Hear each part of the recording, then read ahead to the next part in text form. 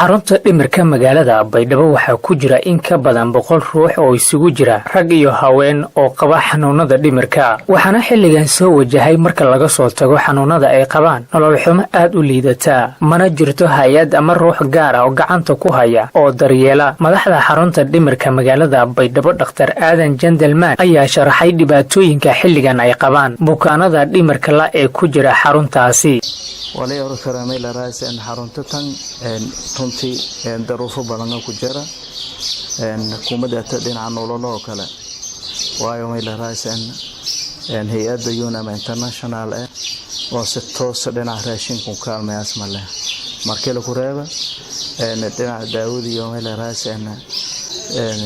salary shaqaalaha oo wali fiishan iyo wasaaradda caafimaadka may la raasay isku kaashadayaan markii la ku reeba laakiin dhinaca nololo runtii wali arkoramay la raasay gaab eedan ka jaro dhibaato xoog leh ku jirta waayo dadka bukaanada Bershob IDB da lagu sheeni oo niska jira meel iblaan siisan ku argo doontaan meel la raasay telefishinka door bilaamood oo wali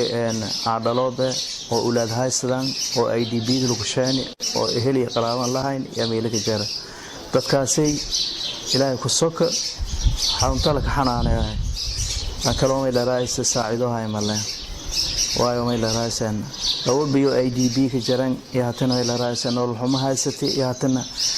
maskaxan xanuunsadeen Dr. Aadan Jandelman wuxuu gacan bini'aadinimo oo wax loogu qaban karo dadkan dhimirka la u weydiistay madaxda dawlad goboleedka Koonfur Galbeed iyo saraakiisha hay'adaha samafalka iyo qof kasto muslim ah oo gacan ka geysan kara walaal faday dadka Ilaahay walsi oo runtii Ilaahay waa sacnamasi inuu fiiriyaan dadka agoonta meelo ka xareysan oo dadka iyo meel la raasay dhibaataysan ku midayn waa meel la raasay lankii rasuulku sallallahu alayhi wasallam kal oo meel la agoon ka faalgaba meel la raasay haateen jannat meel la raasay anis jannada ana lankii ariyo meel la raasay rasuulku sallallahu alayhi wasallam marka agoontan iyo meel la raasay